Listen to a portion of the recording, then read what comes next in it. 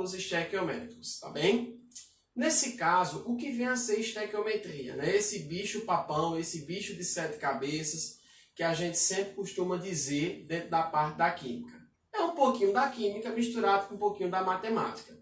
Mas é um processo em que você, a partir de casa, de uma cozinha, você fazendo uma certa receita, você pratica um cálculo estequiométrico. Tá bom? Então, cálculos estequiométricos dentro do processo químico são medidas, tá? Medidas relativas à massa, a volume, a constante, né? Medidas relativas à quantidade de átomos, à quantidade de moléculas, exatamente o que a gente trabalhou dentro de cálculos químicos. Essa daí seria a parte 1 da estequiometria. A parte 2 da estequiometria são os casos particulares.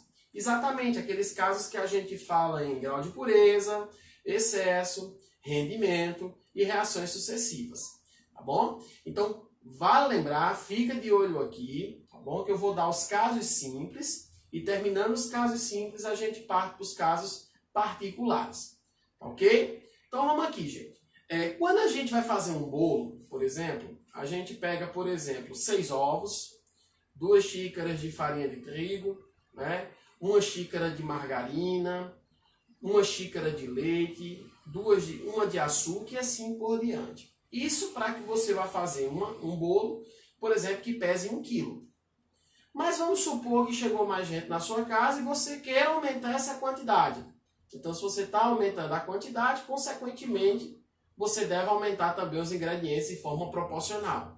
Ah, eu quero dobrar essa quantidade. Então, se eu estou dobrando, então, em vez de ser 6 ovos, vai passar a ser 12 ovos. Em vez de ser 2 xícaras de farinha de trigo, irá passar a ser 4 xícaras de farinha de trigo. Então, é nesse pensamento que a estequiometria funciona. Tá? Mas a gente vai trabalhar em cima de quantidades de átomos, moléculas, massas, volumes e assim por diante. Tá bom? Então, definindo estequiometria aqui, ó, eu vou definir como sendo visa determinar quantidades de massa, volume, átomos, íons e etc. Tá? E etc. A partir de uma dada equação química.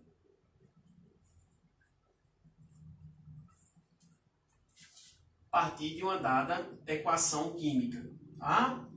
Nessa equação química, ela pode estar balanceada, assim como ela não pode nem vir na questão e muito menos balanceada.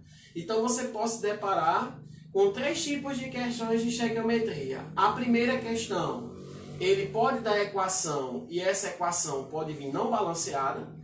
A segunda, ele pode dar equação e a equação vir balanceada. E a terceira, ele vai pedir a equação e você vai ter que balancear. Então, são 3 casos diferentes de cálculos estequiométricos, que você deve estar bastante atento em relação a isso. Tá bom? Então, como eu fiz a definição aqui, e eu vou dividir a estequiometria em 2 casos. Primeiro, o caso simples, são os casos simples da estequiometria, e os casos particulares. Vamos primeiro aqui relatar os casos simples. Existem 3 regras definidas para casos simples da estequiometria. Quais são as 3 regras? A primeira regra é exatamente você escrever e balancear a equação.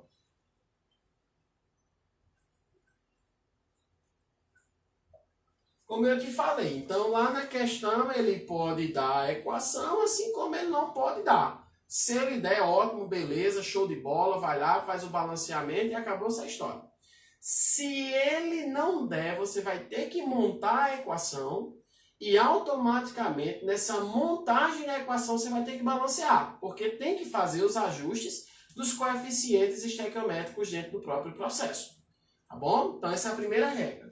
A segunda regra, depois que você escreve e faz o balanceamento da equação, você vai fazer a relação, estabelecer, vamos colocar assim, estabelecer uma relação entre o valor dado e o valor pedido.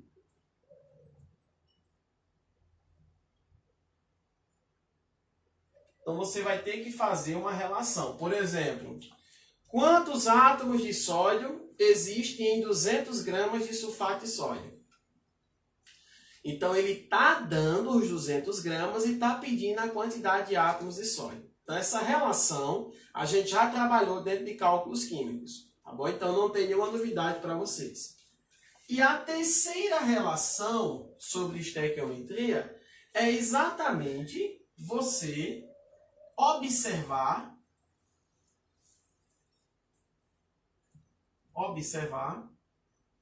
a correspondência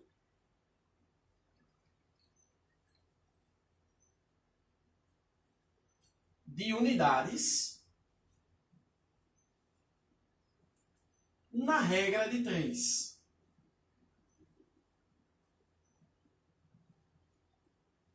Tá? Então, essa é a terceira regra aqui sobre os cálculos químicos, sobre cálculos estequiométricos.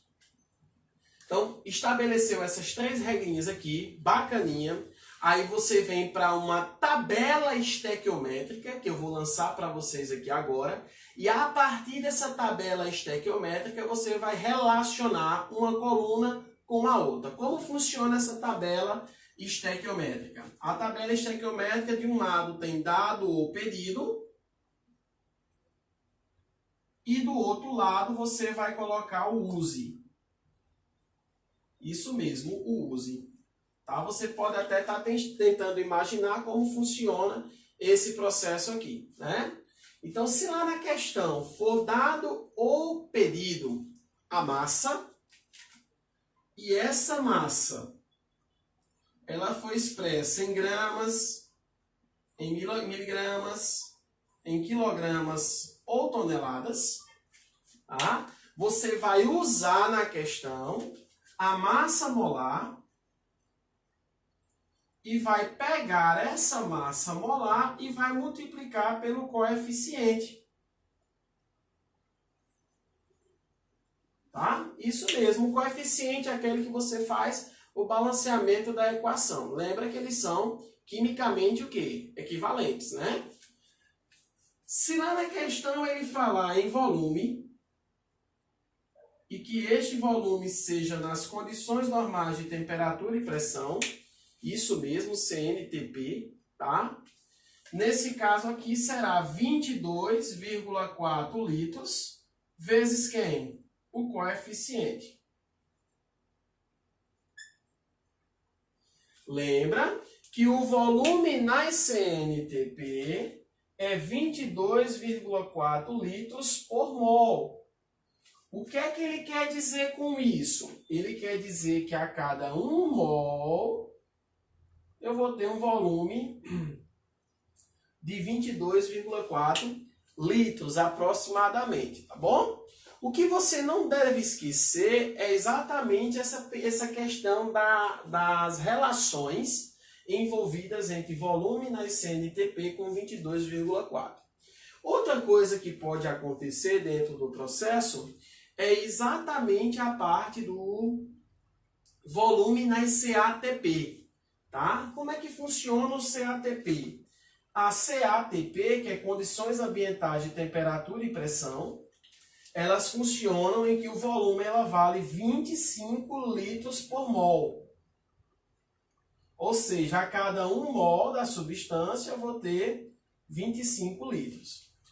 E na maioria das vezes, na própria questão, ele não traz o volume especificando dessa maneira, tá? Como é que o volume vem especificado? O volume vem especificado, em vez de ser CNTP, ele coloca a temperatura e a pressão do sistema. Como assim? Ó, em vez de lá na questão ele falar em CNTP, ele coloca assim, ó, no lugar de CNTP, vai ser 1 atm e 0 graus Celsius. Então lá ele não diz a palavra CNTP, ele diz 1 atm e 0 graus Celsius. Assim como a questão também pode vir na forma de CNTP, tá bom? E se for CATP, a CATP é condições ambientais de temperatura e pressão. A pressão é 1 atmosfera também, mas a temperatura aqui do sistema é 25 graus Celsius, né? 25 graus Celsius é a temperatura ambiente do sistema, que leva em consideração as CATP. Bom, depois do volume, a gente trabalha lá na questão número de átomos, moléculas, que isso daqui nós vimos bem direitinho na íntegra em cálculos químicos, né? Íons, elétrons e etc. Onde nós vamos utilizar a constante de Avogadro, que é 6 vezes 10 a 23, vezes o coeficiente também. Vocês estão percebendo, né? O coeficiente é fundamental, porque afinal de contas a primeira regra é você escrever e balancear a equação. Se você não tiver equação balanceada no processo, automaticamente, nesse caso aí, você vai ter que escrever e balancear, porque o coeficiente ele está interligado ao processo da estequiometria, tá bom? Depois daqui, ó, a gente vai ter o processo do número, da quantidade de mol de molécula.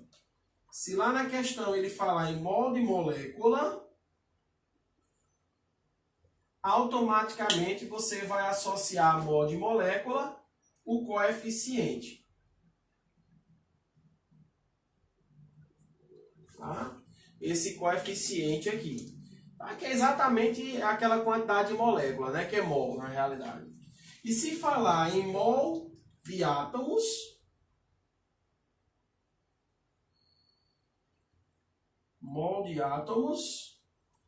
a gente vai tratar aqui o processo envolvendo o índice vezes o coeficiente. Eu coloquei de preto esses dois exatamente para mostrar para vocês que esse processo ele pode ocorrer com pouca frequência, mas que ele pode ocorrer, pode sim. Tá bom? Então, mol de átomos é uma coisa, mol de moléculas é outra dentro do próprio processo. Ok? Vamos ver como é que funciona a questão dos exemplos, né, estabelecidos por esse tipo de constante, né? Mol de átomos, mol de moléculas e assim por diante. Vamos ver aqui.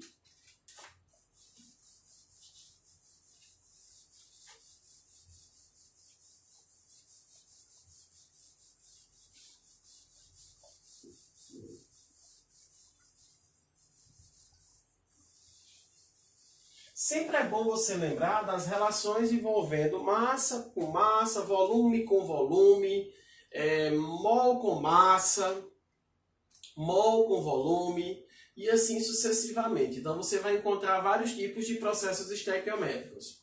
Tá? O que é que o Enem? Vocês gostam sempre de saber assim. O que é que o Enem na realidade explora mais, professor? É relação massa-massa. O Enem explora mais os casos particulares. Mas os casos particulares dependem dos casos simples.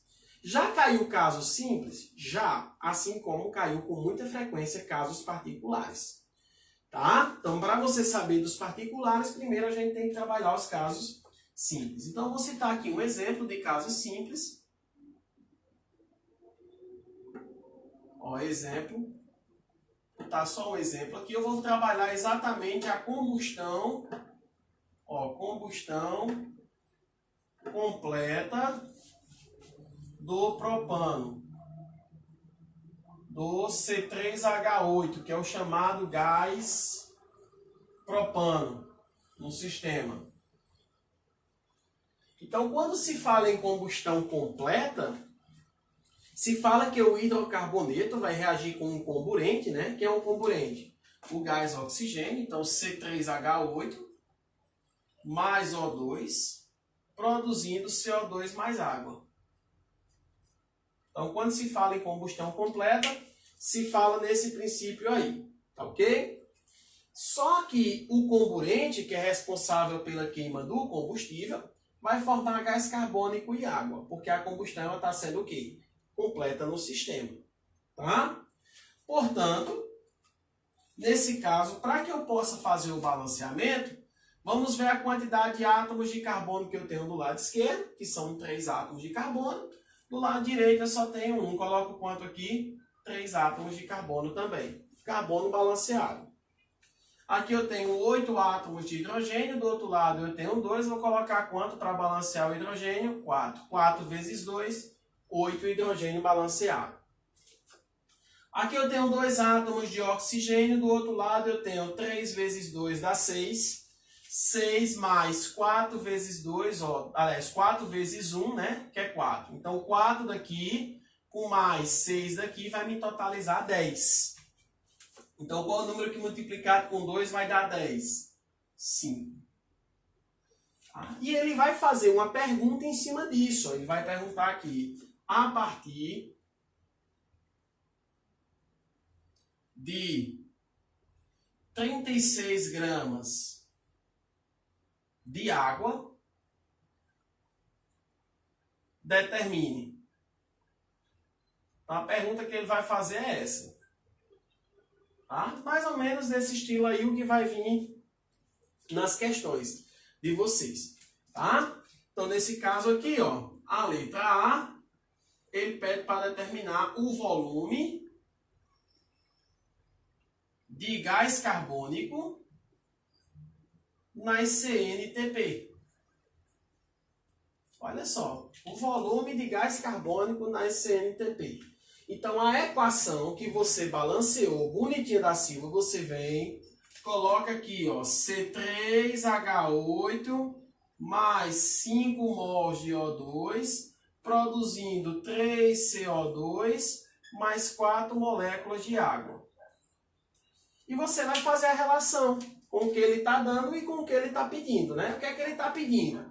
Ele está pedindo o volume de CO2 das CNTP. Então, abaixo do CO2, você vai colocar X litros. Tá? Abaixo dele, ó, abaixo, para que você possa organizar o processo estequiométrico. Isso daqui vai estar quimicamente equivalente a 36 gramas de água na própria reação. Então, abaixo da água, a gente coloca os 36 gramas. Vamos recapitular aqui, ó. Ele está pedindo o volume de CO2 nas CNTP. Então, abaixo do CO2 eu coloquei X litros, que é o que ele está pedindo. Tá? E a partir de 36 gramas de água. Então, abaixo da água a gente coloca as 36 gramas do processo. Tá ok? Lembrar que quando a gente estudou o processo estequiométrico, a gente fazia as relações de si, né? Porque ó, aqui a gente está falando em massa, não tá? Então a gente deve usar o quê? O peso da substância. Qual é o peso da molécula de água? Só que a gente vai pegar o peso da molécula de água e vai multiplicar pelo coeficiente da água, que no caso tem quanto? 4.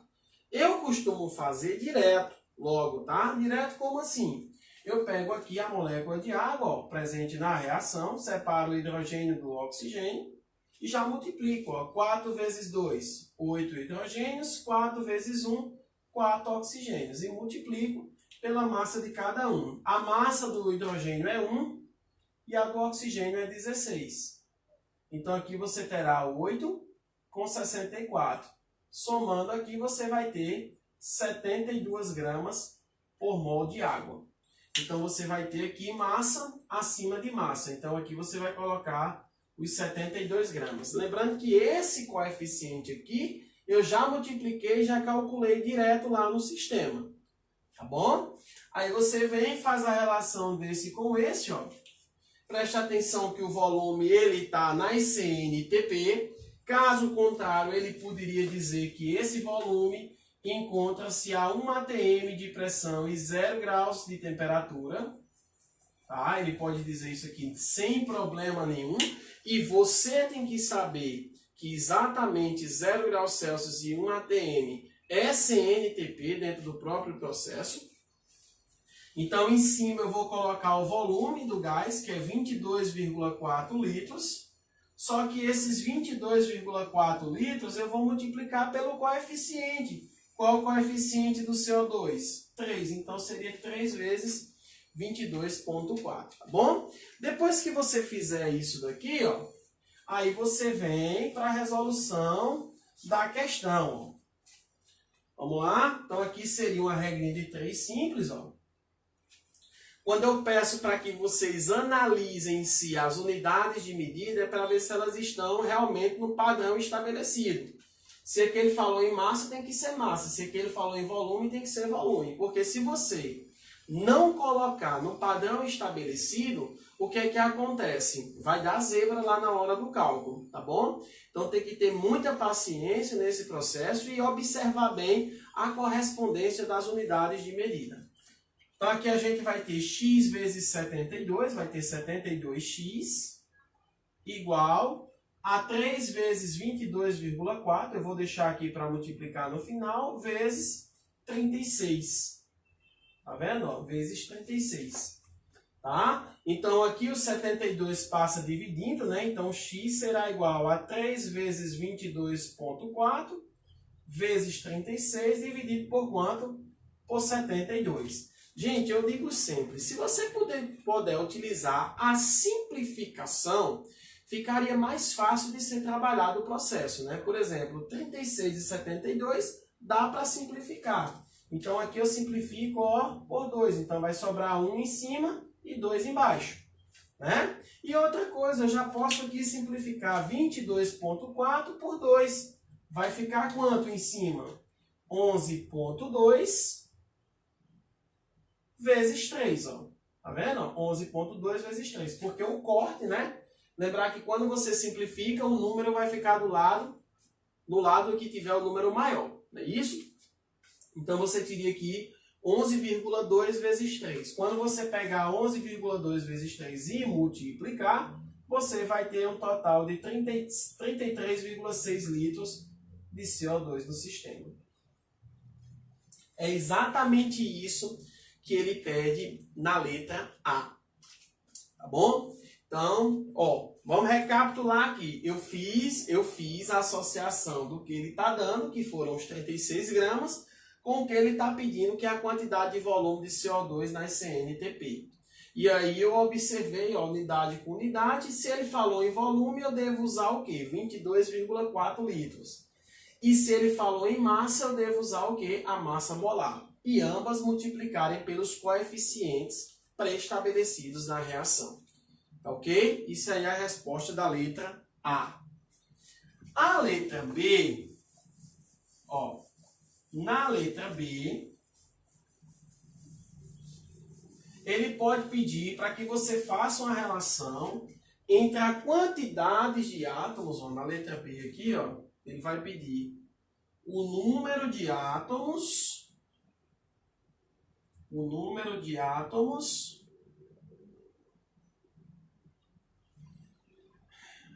de oxigênio, que no caso vai ser o comburente da reação, o oxigênio, o O2, tá?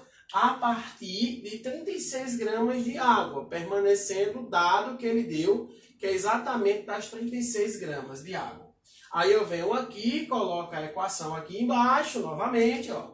Coloco C3H8 mais 5 mols de O2, produzindo 3 mols de CO2 mais 4 mols de quem?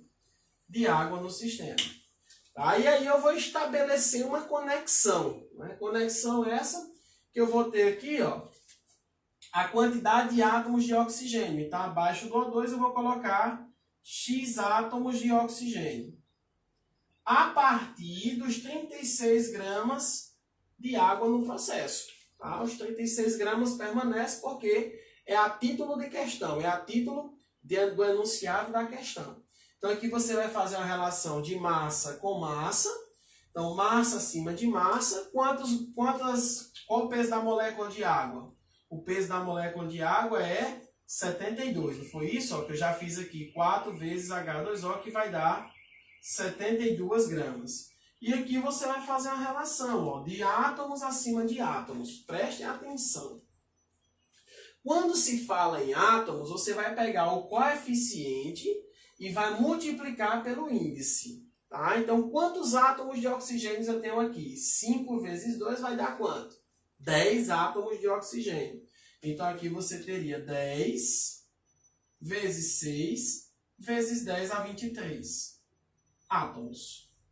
Tá? Vamos recapitular? Esse 10 aqui vem daqui, ó, 5 vezes 2, que quando se fala em mol de átomo, não sei se vocês prestaram atenção aí, eu vou ter que pegar o índice e vou ter que multiplicar pelo coeficiente. Então, vou ter 5 vezes 2, vai me dar quanto? 10. Só que 10 vezes 6 vezes 10 a 23, que é a constante que eu estou utilizando para me referir à quantidade de matéria. Tá?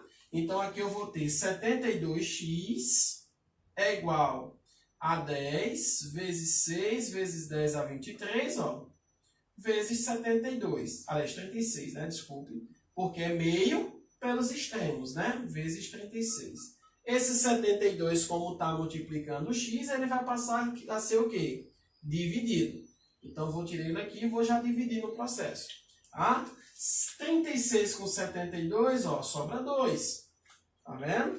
E aqui fica mais fácil ainda porque eu vou ter 6 em cima e 2 embaixo. Quando eu simplificar, ó, 6 por 2, sobra quanto?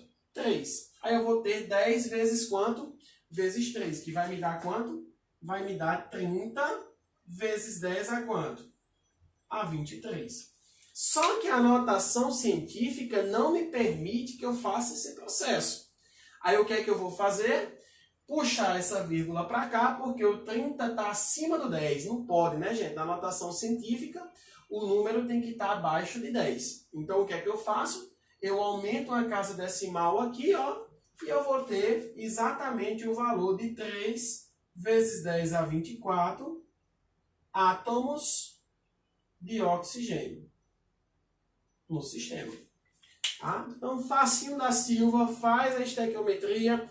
Quando se diz assim, faz a estequiometria do processo, gente, primeiro você tem que fazer o balanceamento para depois você fazer as equivalências referentes tanto à massa como referentes também a partes de volume, de íons, de moléculas, de elétrons, de átomos.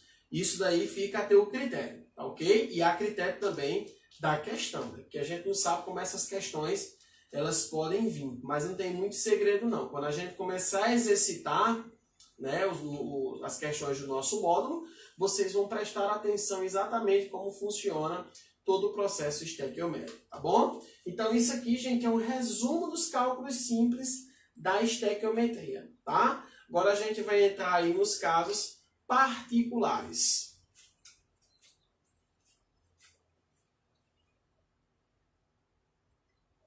Quando se fala em casos particulares, se fala na questão de grau de pureza, de excesso, de rendimento, tá? Durante o processo. O aluno ele sempre tem dificuldade. Professor, quando é que eu vou saber que um reagente está em excesso? Quando é que eu vou saber que um reagente ele é um limitante? Então é com base nisso que a gente vai estudar agora com vocês os casos particulares da estequiometria. Os casos particulares durante o processo, tá? A questão dos casos particulares são relacionados, primeiramente, grau de pureza. A dica que eu vou dar sobre grau de pureza é a seguinte: toda substância pura ela deve ser calculada. E toda substância impura deverá ser desprezada. Então a dica é essa. Se lá na questão ele der uma porcentagem e essa porcentagem se referir a uma substância pura, você calcula. Se essa porcentagem for de uma substância impura, você pega e diminui pelo total da porcentagem que é 100. Eu vou mostrar para vocês como é que funciona, tá? Então, olha só, duas coisas que você não deve esquecer dentro do grau de pureza. É que a pureza deverá ser calculada. A pureza deverá ser calculada. Consequentemente, a impureza deverá ser o quê? Desprezada, tá bom? E outro princípio bastante importante é que a pureza ela vai partir de uma amostra. As questões de pureza, sempre ele vai dizendo assim, ó, dada a amostra, então essa amostra sempre vai estar, olha a dica, viu? Essa amostra sempre vai estar no reagente de uma reação. A amostra sempre vai estar no reagente de uma reação.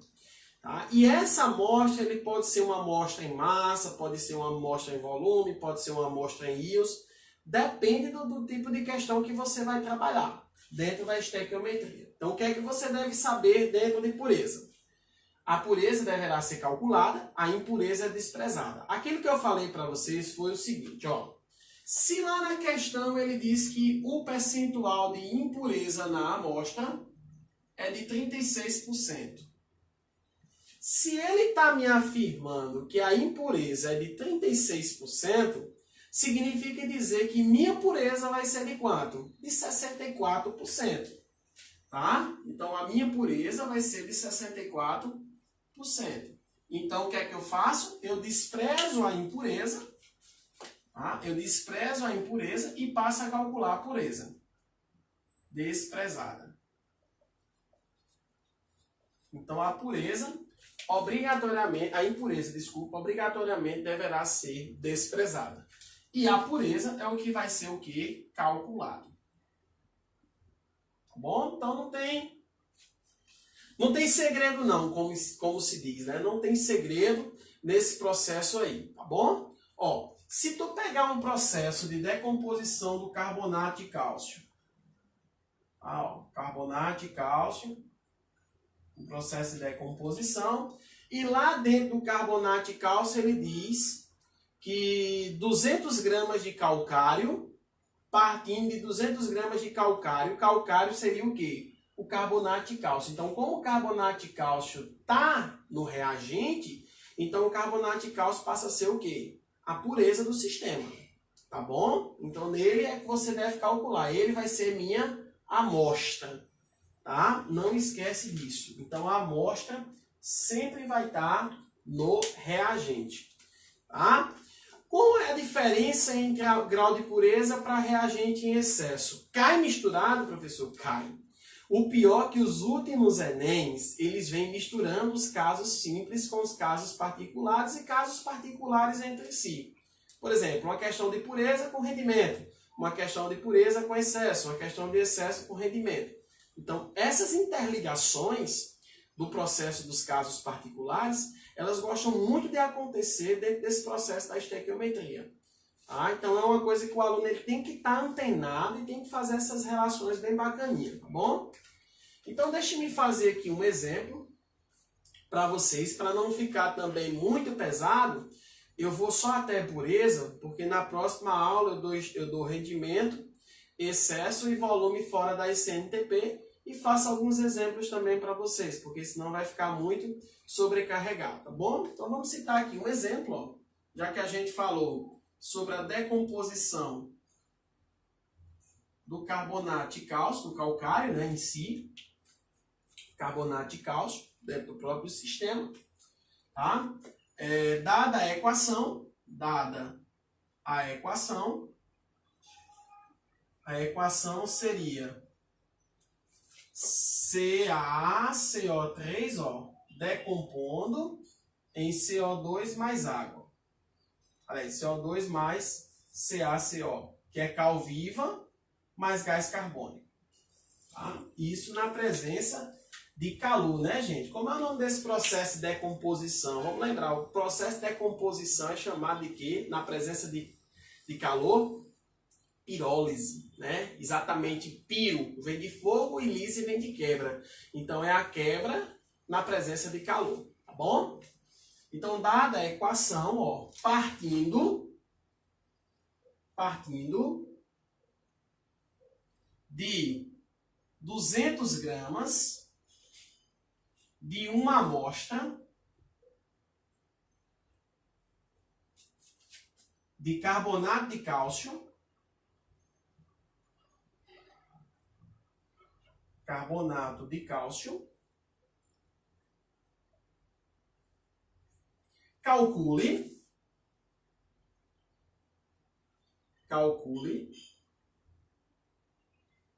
a pureza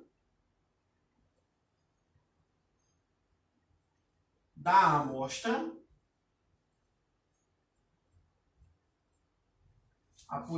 amostra em porcentagem,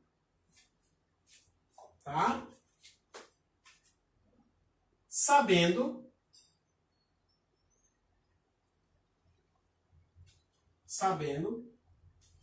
que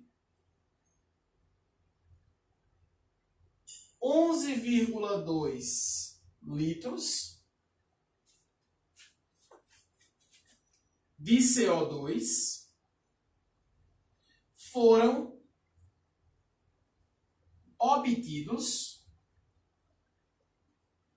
nas CNTP. Olha só o naipe dessa questão aqui, tá? Vamos recapitular aqui bem bacaninho. Ó. Dada a equação é essa, decomposição do carbonato de cálcio. Aí ele diz, partindo de 200 gramas da amostra, quem vai ser a amostra? O carbonato de cálcio. Ah, ele era obrigado a especificar na questão? Não. O aluno ele tem que saber que a amostra sempre vai estar associada a quem? A pureza, ao reagente. Tá bom? Então, não esquece disso daí. Calcule a pureza da amostra em porcentagem, pureza em porcentagem, tá? Sabendo que 11,2 litros de CO2 foram obtidos nas CNTP, tá bom? Então, o que é que a gente faz aqui, ó?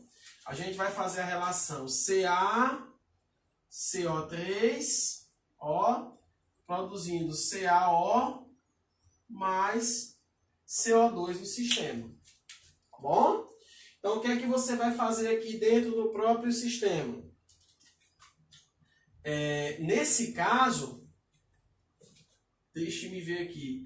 A pureza, a amostra, é de 200 gramas. Então, vamos lá, botar a amostra aqui de 200 gramas. Esses 200 gramas são quimicamente equivalentes a quanto?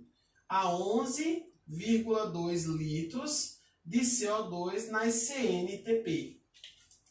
Tá? 11,2 litros de CO2 nas CNTP. Eu vou botar 49, viu, gente? Eu vou botar aqui, ó, 44,6 litros, tá? Vou modificar aqui um pouquinho.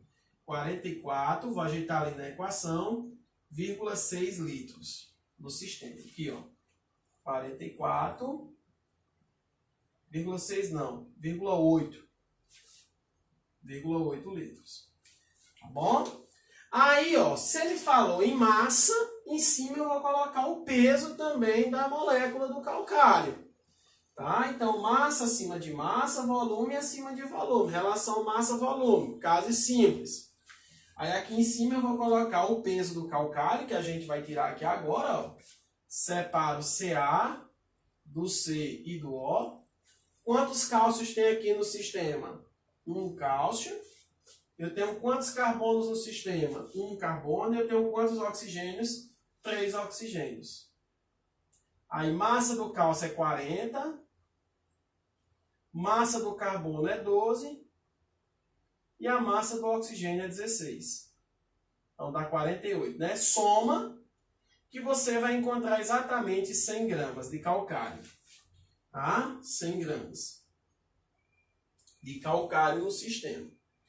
Tá? Então, esses 100 gramas é quimicamente equivalente ao volume na CNTP referidos exatamente aos 44,8 litros. Em cima eu vou colocar aquele volume na CNTP que é 22,4 litros. 22,4 litros. Tá aí. Aí o que é que ele quer saber? Calcule a pureza da amostra. Onde é que está a pureza, gente?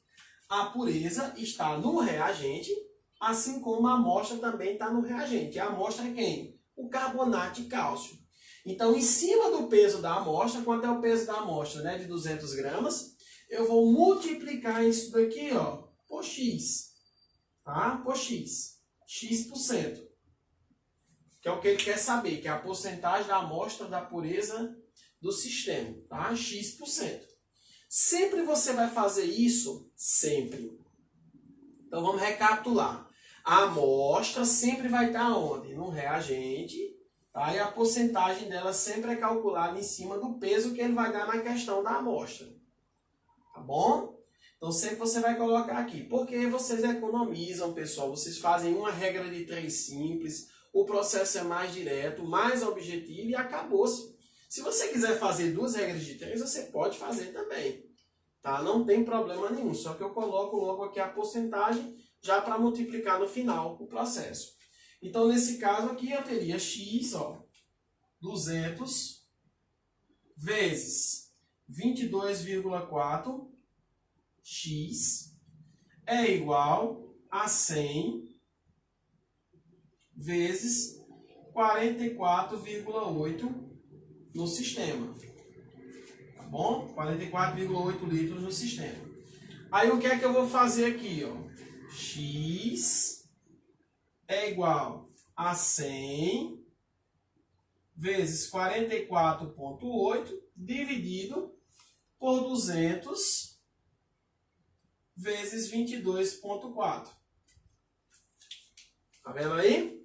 Nesse caso aqui, ó, 100 com 200 sobra quanto? Sobra 2. E 44,8 por 22,4 sobra 2 aqui em cima. Aí eu vou ter 2 dividido por 2 vai me dar quanto? 1. Que ao multiplicar por 100 eu vou ter no resultado quanto? 100% de pureza. Certo? Se for esses dados aqui. 100% de pureza. Se vamos por alguma eventualidade, no lugar dos 44,8, eu colocasse os 11,2, porque eu mudei um pouco o dado da questão, para você ver que um sistema pode dar 100% de pureza. Tá? Mas se no lugar dos 44,8 eu colocasse 11,2, daria exatamente 1/4 e a pureza seria de 25%. Seria muito baixa a pureza, né? Então, nesse caso aqui, lembra que no começo eu modifiquei, né? Aqui é 44, aqui era 11,2, eu botei 44,8, já exatamente para dar os 100% de pureza para vocês. Que às vezes o aluno pergunta, professor, existe 100% de pureza? Existe. Tá? 100% de rendimento? Existe. Tá bom? Mas se eu colocasse com 11,2, seria exatamente 0,25, que daria exatamente os 25% de pureza na amostra. Tá ok, gente? Então, isso aqui é um tipo de caso particular chamado de grau de pureza. Não esquece, porque essas relações a gente tem que trabalhar de forma bem determinada, porque isso daí, gente, é a base principal da química. Tá ok, gente? Então, vou encerrando aqui, tá bom? A nossa live de hoje. Espero que vocês tenham obtido as informações e vai ficar salva lá no nosso canal.